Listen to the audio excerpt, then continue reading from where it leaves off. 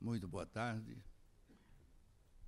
senhores e senhoras acadêmicas, amigos da Academia Brasileira de Letras, colegas que assistem às nossas reuniões pela internet, muito boa tarde.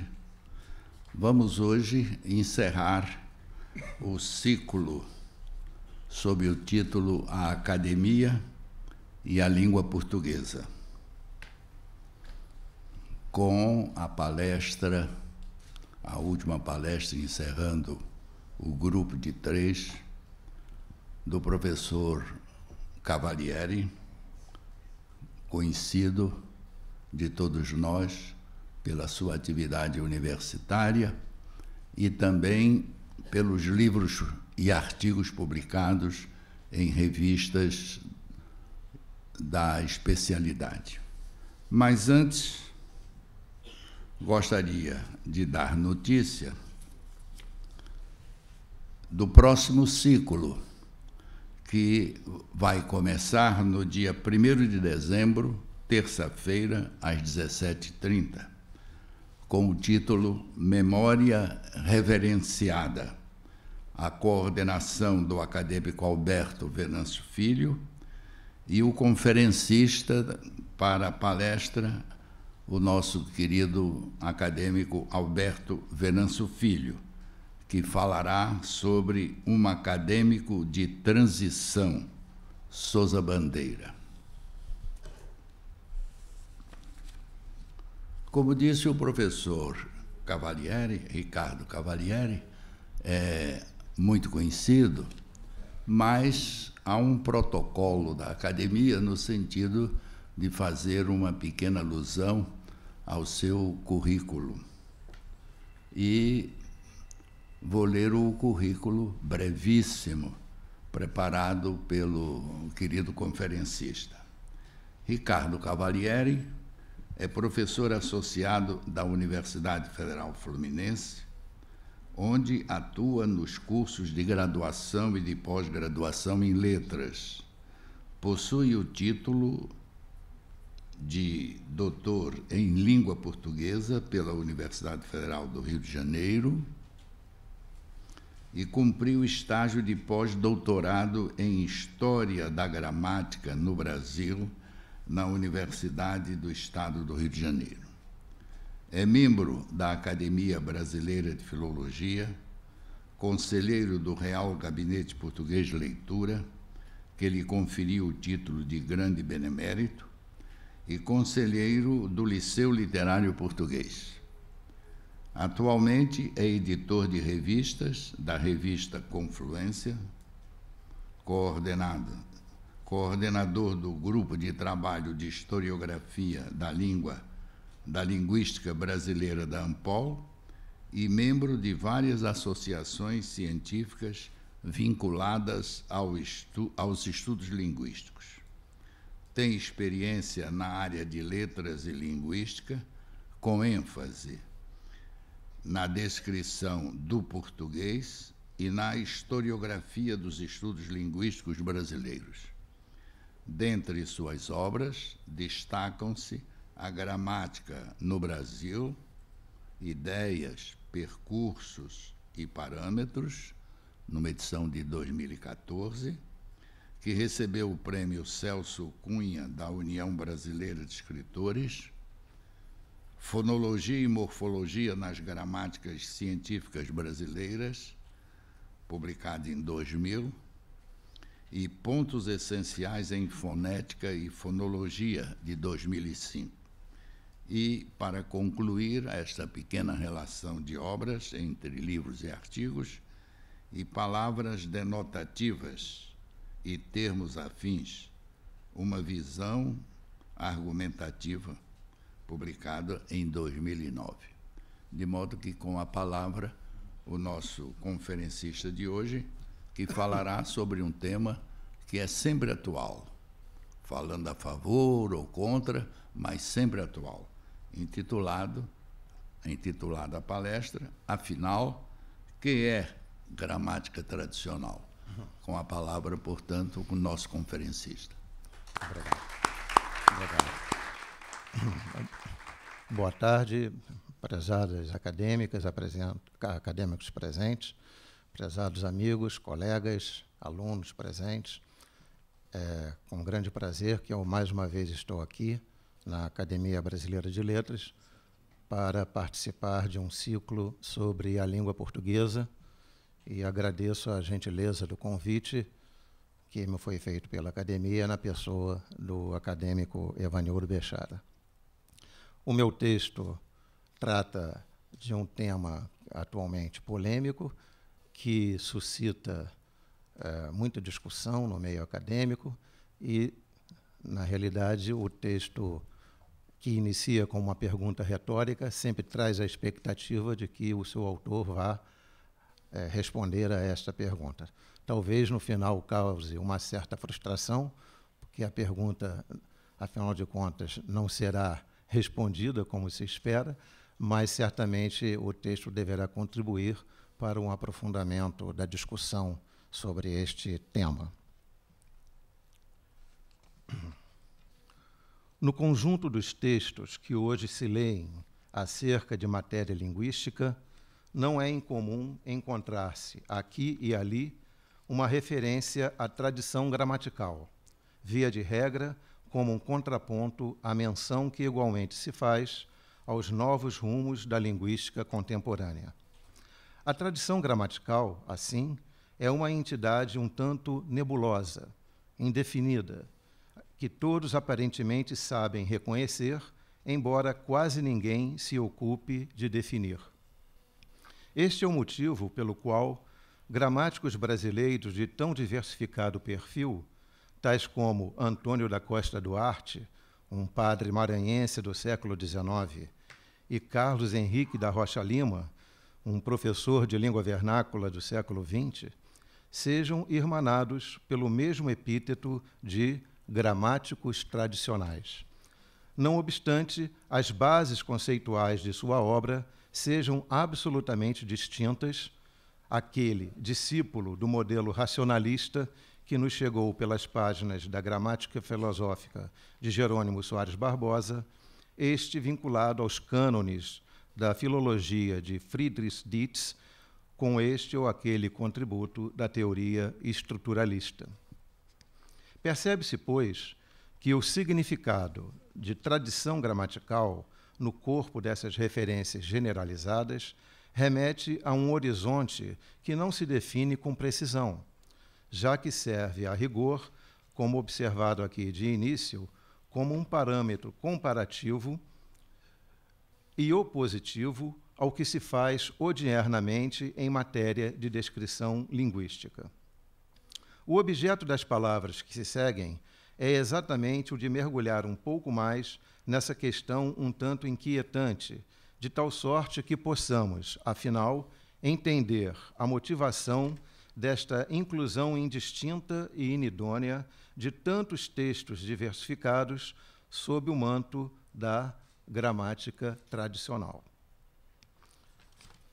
Partamos de um porto seguro, que, de certo, nos auxiliará bastante para descortinar os mistérios dessa gramática tradicional a um tempo tão una e difusa, tão óbvia e enigmática.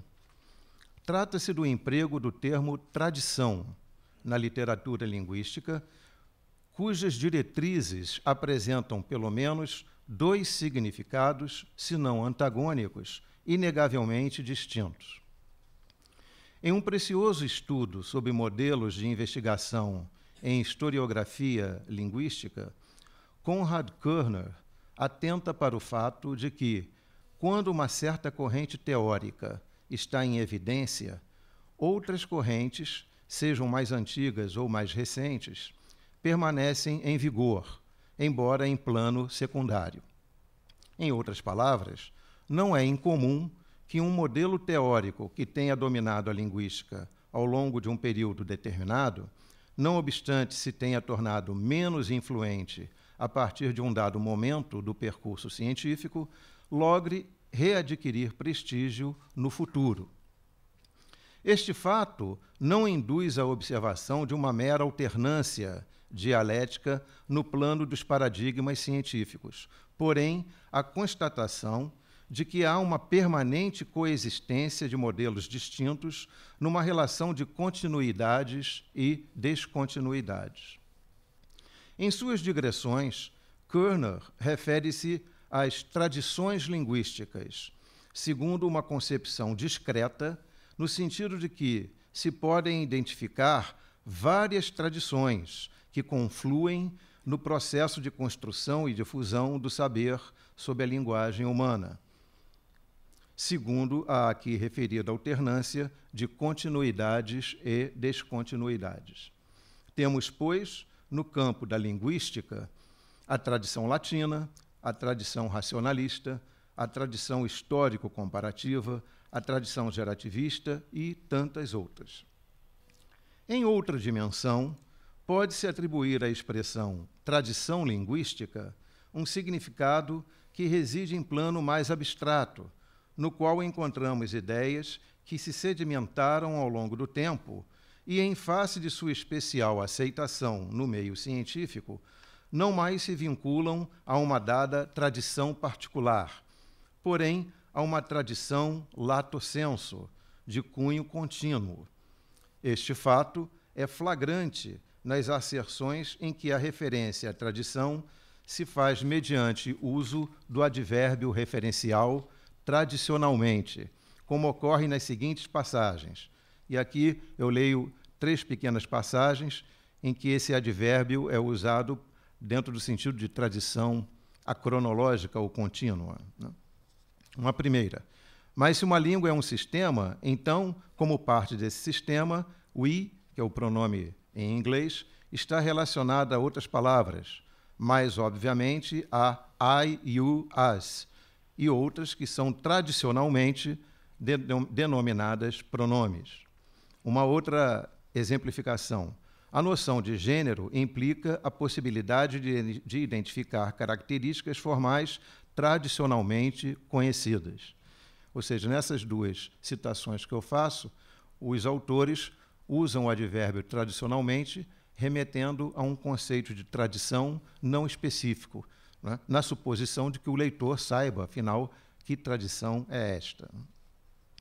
O uso do advérbio tradicionalmente, deste modo, implica uma referência a conceitos enraizados na ciência linguística que perdem sua identidade paradigmática para constituírem um saber consolidado que brotou no percurso de continuidades e descontinuidades nos modelos de investigação ao longo do tempo.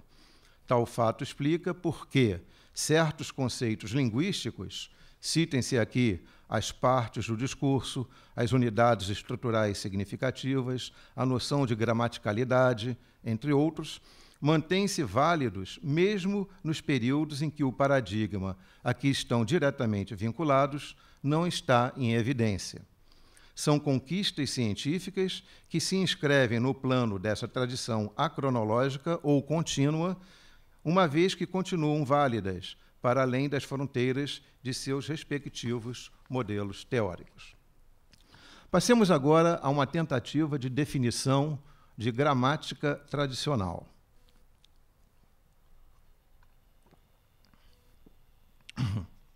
Levando-se em conta essa perspectiva dual com que se trabalha a noção de tradição linguística, seja no plano das tradições discretas, seja no plano da tradição contínua, poder-se-ia, em princípio, atribuir à expressão gramática tradicional uma conceituação análoga, em que nela residissem as ideias de gramática pertencente a uma dada tradição linguística, ou gramática fundada em um repertório de conceitos teóricos atinentes a várias tradições. No caso do Brasil, em especial, parece prevalecer a segunda vertente, visto que não se encontra nas referências ordinariamente feitas à gramática tradicional uma vinculação direta com dado modelo teórico. Pelo contrário, as referências sempre são genéricas, inespecíficas, exatamente dentro da premissa de que, afinal, todos já sabemos o que é a gramática tradicional. Numa tentativa recente de definição, encontramos em José Borges Neto o seguinte trecho. Diz Borges Neto: chamo de gramática tradicional a teoria das línguas humanas, surgida na Antiguidade Clássica e que se mantém essencialmente igual até os nossos dias, dando forma às gramáticas escolares, por exemplo. Essa teoria tem sua formulação completada já na Idade Média e é base do pensamento sobre as línguas humanas em, pelo menos, todo o mundo ocidental. Encerro aqui a definição de Borges Neto. A definição de Borges Neto conduz-nos a um perfil da gramática tradicional que detém os seguintes traços. Primeiro, pauta-se em aparato teórico proposto pelos gramáticos gregos e latinos da antiguidade. Segundo, tem propósito pedagógico. Terceiro, mantém-se viva na fundamentação teórica contemporânea.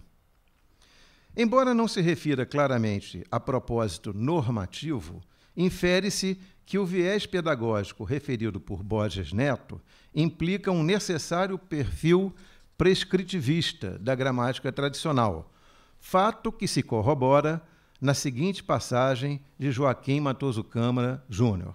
Então, cito Matoso Câmara. Ao lado desta gramática propriamente dita, chamada descritiva, porque se propõe a fazer a descrição da língua, há a tradicional gramática normativa, apresentação do que estabelece numa língua dada a sua disciplina gramatical. Essa vinculação entre tradição gramatical e ensino normativo das línguas funda-se efetivamente em uma outra tradição, que não é a rigor linguística, senão pedagógica. Como assinala judiciosamente o linguista australiano Keith Aylan, durante séculos a educação europeia pautava-se no conhecimento do latim, o que implicava, naturalmente, entender-se a disciplina escolar gramática como a gramática do latim. As línguas vernáculas eram consideradas corrompidas pelos pedagogos, razão porque as regras da gramática latina tomavam-se por adequadas para a descrição das línguas modernas. Adverte ainda Aylan que, citando o linguista, esta visão foi condenada com razão pelos linguistas, agora efetivamente autodenominados linguistas, em oposição aos gramáticos, nos primeiros 60 anos do século XX. Infelizmente, a maioria desses críticos rejeitam não apenas os excessos da gramática tradicional, como também suas conquistas. Daí se conclui necessariamente que o conceito de gramática tradicional não se estabilizou propriamente no plano da tradição científica da linguística, senão no plano da tradição pedagógica. O fato se pode explicar, ainda que precariamente, nessas poucas reflexões que aqui fazemos, pelo progressivo afastamento que se impôs entre teoria linguística e ensino a partir do século XIX, quando a linguística funda as bases de uma nova ciência. Com efeito, as conquistas pontuais com que a ciência linguística vem contribuindo para o ensino das línguas vernáculas, a partir de então, citem-se aqui conceitos como o de unidade estrutural significativa, constituintes imediatos, instrumentos de coesão textual, entre outros, não são suficientes para desconstituir uma tradição pedagógica, ainda que fundada em parâmetros da tradição greco-latina, como, por exemplo, a identificação das partes do discurso ou classes gramaticais e seu papel na construção da frase. Na verdade, os modelos formais que a linguística assumiu, sobretudo até o último quartel do século XX, não deram margem a uma reformulação teórica no plano pedagógico, exatamente porque se trata de aparatos teóricos excessivamente complexos diante da relativa simplicidade do modelo a que a tradição gramatical até hoje oferece. Se o linguista mergulha fundo no mar revolto da ciência, o professor resguarda-se prudentemente nas marolas da tradição. Mas, como pesquisa e ensino, em última análise, são indissociáveis, por sinal, essa é uma das bandeiras da Universidade Pública Brasileira, disso resulta que praticamente todas as propostas de descrição linguística ordiernas acabem por lançar âncora na tradição gramatical, ainda que como mera estratégia pedagógica que, em vez de abrir nova estrada, opta por modernizar uma velha senda aberta pelos antepassados. Parece ser esse o propósito, por exemplo, de Maria Helena de Moura Neves, ao advertir em sua gramática de uso do português. Aqui cito a Maria Helena de Moura Neves. Para facilidade de acompanhamento pelo público comum e estudantes, tomam-se os itens da língua e descreve-se o seu funcionamento, levando-se em conta, como ponto de partida, a organização em classes preparada pela tradição da gramática, o que significa que não é propósito da obra trazer uma proposta de classificação. Um outro exemplo expressivo que se recolhe em um texto clássico do gerativismo no Brasil, intitulado Análise Sintática, em que a autora, professora Miriam Langley, oferece uma proposta de categorização ou classificação das palavras em nome, adjetivo, determinante, quantificador, verbo, preposição, advérbio, complementizador, conjunção e antequessor. Observe-se que, não obstante pautada em um modelo teórico absolutamente distinto da gramática tradicional, a proposta de Langley não evita o uso de conceitos consolidados, tais como adjetivo, verbo, preposição, advérbio e conjunção. Mesmo os conceitos inovadores, determinante, quantificador, antequessor, são definidos à luz de um conhecimento teórico prévio e necessário. Por exemplo, diz a autora em um trecho do seu trabalho sobre o termo antequessor.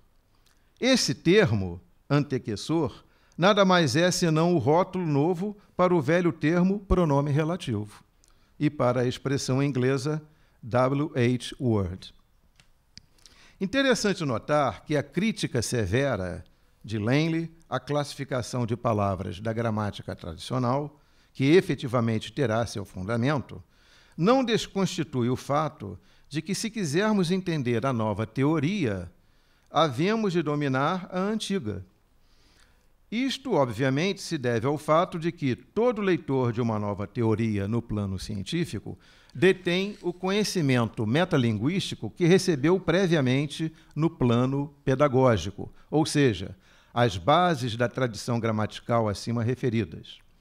Ainda hoje, os jovens que ingressam nos cursos superiores e vêm a tornar-se, ao fim de alguns anos de estudo, linguistas, funcionalistas, gerativistas, pragmatistas, etc., carregam consigo as bases teóricas que a pedagogia lhes transmitiu no ensino básico. E será essa teoria que ensinarão os que se dedicarem no futuro ao ensino básico, num ciclo em que pedagogia e pesquisa se unem para perenizar a combatida gramática tradicional. Agora, já ingressando numa reta final dessas considerações, gostaria de dizer duas palavras sobre a crítica que se vem fazendo à gramática tradicional.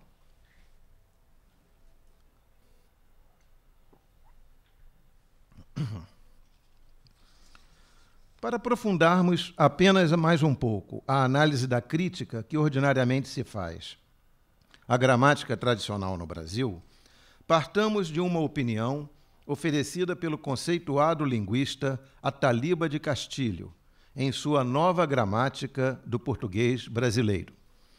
Diz o professor Ataliba de Castilho: as relações entre a linguística brasileira e a gramática têm sido uma complicada história de amor e ódio.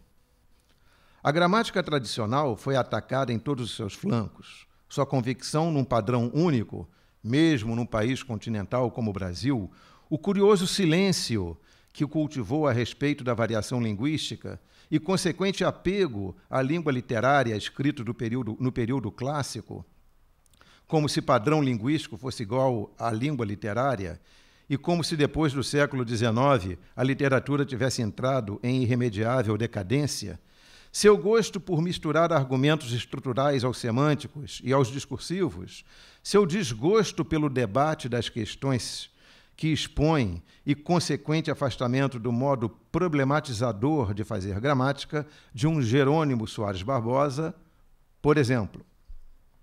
A força da gramática tradicional manifestava-se, ainda se manifesta, na convicção de que ensinar português confunde-se com ensinar gramática. A base do argumento é que, sabendo gramática, escreve-se bem e lê-se melhor, varrendo-se para debaixo do tapete o ensino do português como uma continuada reflexão sobre a língua, muito mais do que outra coisa. Encerro aqui a citação do professor Ataliba.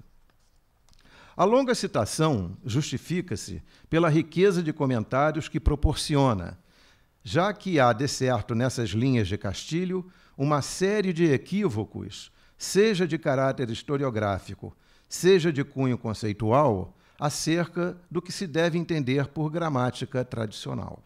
Primeiro, cumpre reparar a asserção de que a relação entre linguística e gramática tem sido uma história de amor e ódio, pois, acatando-se a premissa de que não há descrição gramatical sem prévia teorização linguística, daí resulta concluir que uma depende da outra ou, em outros termos, uma é a aplicação da outra.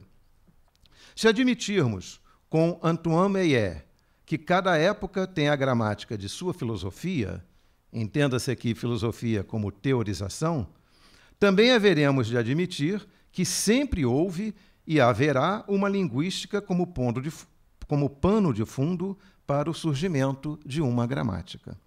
Em outros termos, não há e mesmo nunca houve gramática sem teoria linguística, assim como não há e mesmo nunca houve medicina sem teoria biológica ou engenharia sem teoria física. Observe-se que Castilho condena a gramática tradicional por não descrever a língua, e aqui cito uma expressão dele, de modo problematizador, como se seu papel fosse não o de descrever os fatos da língua, mas especular sobre os parâmetros da descrição. Ora, há evidentemente aqui uma imiscuição de intuitos em que se quer atribuir à gramática um papel que cabe à linguística. Se bem entendemos o sentido de descrição problematizadora, o que se quer aqui não é descrever, mas especular sobre os parâmetros e fundamentos da descrição. Curioso notar que Castilho contrapõe à praxis condenável da gramática tradicional a figura de Jerônimo Soares Barbosa, ele próprio um dos representantes mais expressivos da tradição gramatical racionalista na virada do século XVII, na virada do século XVII para o século XVIII. Cabe perguntar, pois, terá sido Júlio Ribeiro, a quem devemos o primeiro texto de linguística teórica, menos problematizador do que Soares Barbosa? Que dizer de Said Ali, Antenor Nascentes, Mário Pereira de Souza Lima, Cláudio Brandão, para citarmos nomes do século XIX e XX? Seus textos são meros receituários de regras ou são problematizadores? Uma outra afirmação que consta na citação de Castilho nos confere a oportunidade de discutir o caráter teleológico da gramática tradicional. Afirma Castilho que e aqui, novamente, uma expressão do mestre paulista. A força da gramática tradicional manifestava-se e ainda se manifesta na convicção de que ensinar português confunde-se com ensinar gramática. Uma crítica ao excessivo conteúdo metalinguístico dos textos gramaticais. Aqui percebe-se uma leitura dos textos antigos em que se desconsidera o denominado princípio da contextualização, a que se refere Konrad Körner em vários de seus estudos linguístico-historiográficos. Esse princípio nos ensina que todo texto deve ser avaliado à luz do contexto sociopolítico e cultural em que se escreve. As ideias linguísticas, como nos ensina Körner, jamais se desenvolvem em dissonância com outras correntes intelectuais de seu tempo, razão porque, se ensinar português no passado significava ensinar gramática, no sentido de teorização gramatical, isso se devia, obviamente, a uma episteme que considerava produtivo o ensino científico da língua, bem como o da metalinguagem atinente.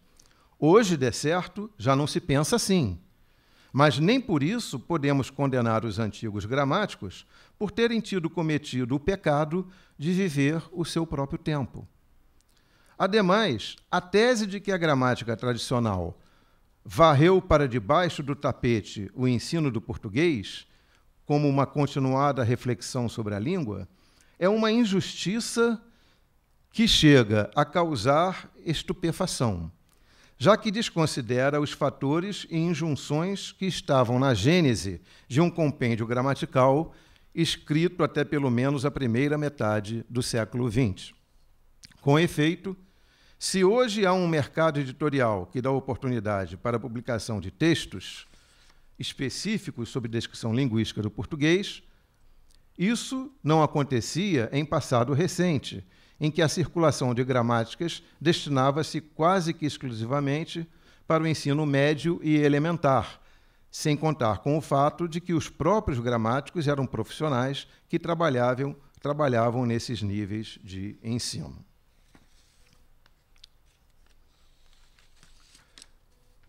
Passemos, então, a algumas últimas palavras, ainda dentro desta linha da crítica à tradição gramatical.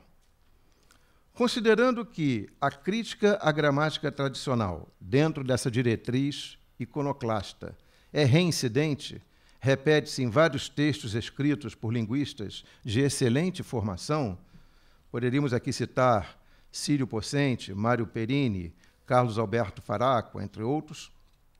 Como explicar essa investida depreciativa que se expressa de modo mais veemente no meio acadêmico brasileiro?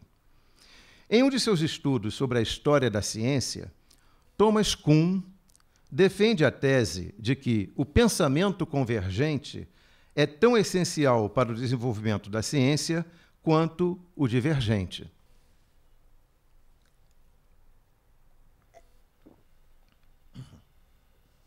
Segundo Kuhn, a pesquisa tradicional, não importa quão qualificada ela seja, repousa sobre opiniões convergentes advindas de um consenso já consolidado, permeado pela educação científica e ratificado pela vida profissional. Assim, considerando que as reviravoltas revolucionárias na ciência são incomuns, pode-se concluir que elas dependem da prevalência de uma longa ordem consensual no campo da pesquisa científica. Dentro dessa linha de raciocínio, Kuhn se refere a uma tensão essencial, implícita na atividade de pesquisa, em que, citando Kuhn, somente investigadores firmemente enraizados na tradição científica contemporânea são propensos a quebrar essa tradição para criar outra. Por tal motivo, o cientista de cuja pesquisa resulta uma nova ordem paradigmática necessariamente atuará no duplo papel de tradicionalista e iconoclasta. Bem, falar mal dessa velha senhora, a gramática tradicional, e por extensão dos gramáticos, parece ser o hábito de uma outra tradição maledicente, que se estende pelos séculos e, pelo que se vê, não dá sinal de arrefecimento. Atribui-se a Apolônio de Rhodes a referência aos gramáticos como roedores e lagartas que desqualificam as grandes obras literárias. Coube a Voltaire afirmar que os gramáticos são homens que vivem a pesar ovos de aranha em balanças cujos pratos são asas de mosquito. Francisco Manuel de Melo, já no século XVII, resume o ofício dos gramáticos à dedução das regras e leis do bem falar e escrever, arrematando que fizeram eles desse ofício tão impertinentes guisados que na maior fome do mundo não os comerá o diabo. Saltando para o século XX, cite-se Medeiros de Albuquerque, um dos fundadores da Academia Brasileira de Letras, que não raro se referia às sacrossantas bobagens dos gramáticos. Por sinal, em seu Quando Eu Era Vivo, um livro de memórias, Medeiros de Albuquerque nos relata que, quando era diretor da Escola Normal, convidara Valentim Magalhães para dar um curso prático de português, havendo-lhe dito que precisava de um professor que soubesse escrever e ensinasse a escrever, mas não ensinasse gramática, sob o argumento de que, por comodidade, todos os professores tinham o hábito de só ensinar gramática. No mesmo dia, à tarde, Medeiros encontrou Machado de Assis na Rua do Ouvidor. Contou o fato a ele. Machado, então, respondeu-lhe: "Por que você não me nomeou? Eu servia perfeitamente." Explicando que há alguns dias, Machado explicando que há alguns dias havia aberto a gramática de um sobrinho e ficara impressionado com a própria ignorância, pois não entendera nada. Que dizer, enfim, de uma velha senhora que, na opinião de Mário Quintana, é responsável por bizantinices e complicações que estão a pedir um golpe de Estado? Como sobreviverá essa velha senhora à veia sarcástica de um Luís Fernando Veríssimo, que certa vez afirmou: "As múmias conversam entre si em gramática pura." Até gramáticos dos mais, digamos, tradicionais, como Gladstone Chaves de Mello, investem contra a gramatiquice intolerável dos que legislam por opinião própria e sem fundamentação. Evidente que o alvo dessa crítica legítima, deveras procedente, não é a gramática tradicional, mas o mau uso que dela fazem os que veem na gramatiquice obtusa e anacrônica um modo de autoafirmação. Luís Fernando Veríssimo, por exemplo, percebemos em seus textos, conhece a gramática do português, e não apenas pouco, conhece muito. Lá estão em seus textos as concordâncias, as regências, a construção sintática, tudo de acordo com a norma padrão de seu tempo, que está nas páginas das boas gramáticas tradicionais. O problema não está na gramática, muito menos no gramático, mas na mente das pessoas que fazem uma leitura deliberadamente deturpada do texto gramatical para deles se servirem como fiscais do texto alheio. São da mesma linhagem dos que transformam os códigos legislativos em instrumentos de opressão e lançam mão dos textos religiosos como motivação para a barbárie. Em seu conhecido poema Aula de Português, diz-nos Carlos Drummond de Andrade, e aqui digo o poema de Drummond: "A linguagem na ponta da língua, tão fácil de falar e de entender. A linguagem na superfície estrelada de letras, sabe lá o que ela quer dizer? Professor Carlos Góes, ele é quem sabe, e vai desmatando o Amazonas de minha ignorância.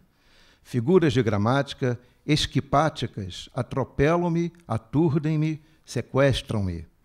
Já esqueci a língua em que comia, em que pedia para ir lá fora, em que levava e dava pontapé, a língua, breve língua entrecortada do namoro com a prima.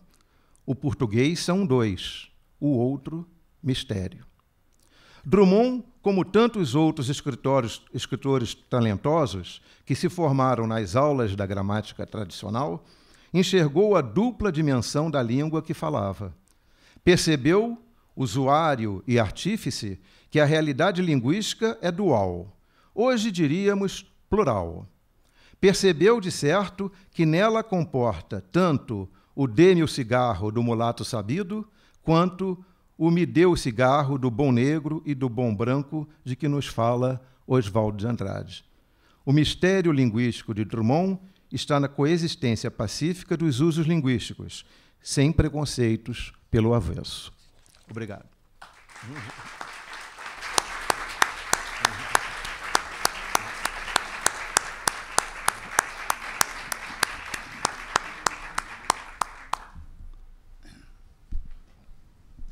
Como acabaram de ouvir, estamos diante de uma crítica pensada, pesada, medida e muito bem amparada pelo que de melhor se tem feito em historiografia linguística.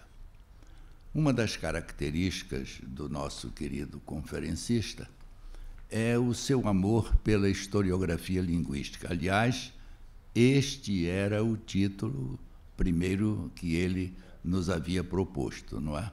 Que venha a ser essa nova disciplina, historiografia linguística.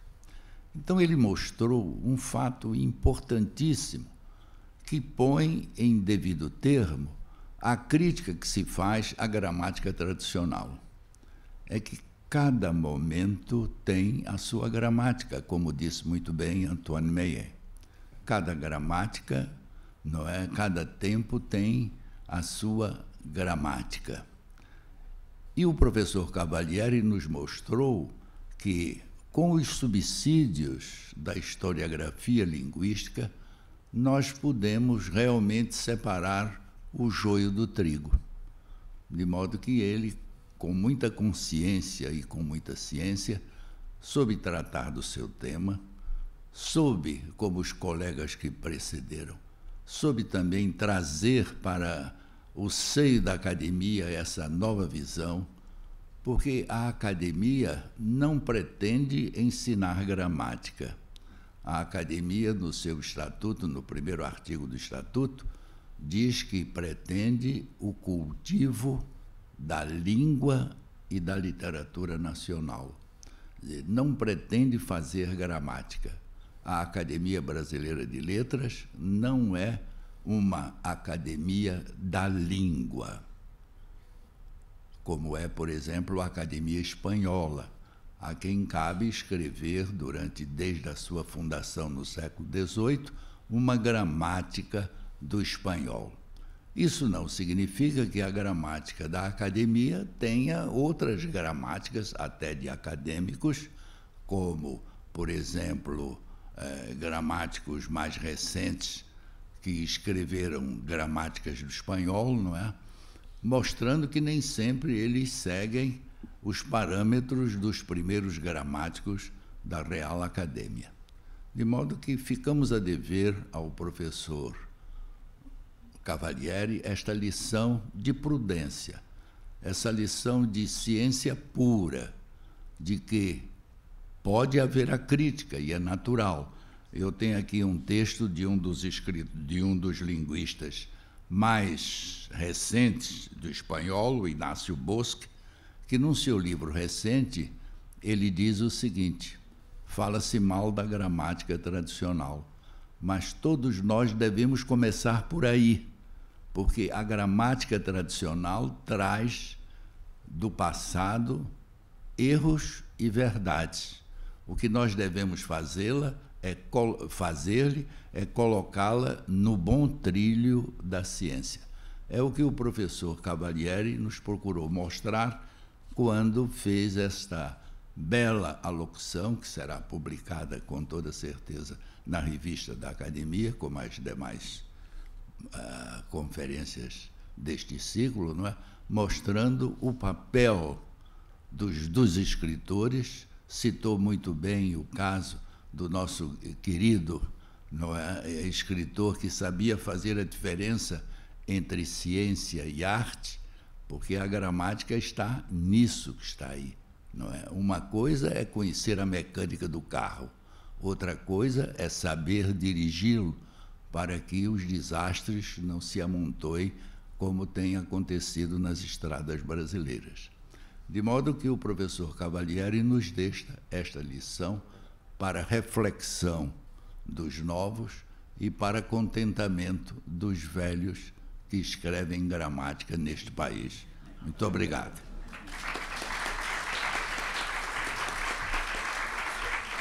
Obrigado, Cavalieri. Muito bem. Obrigado.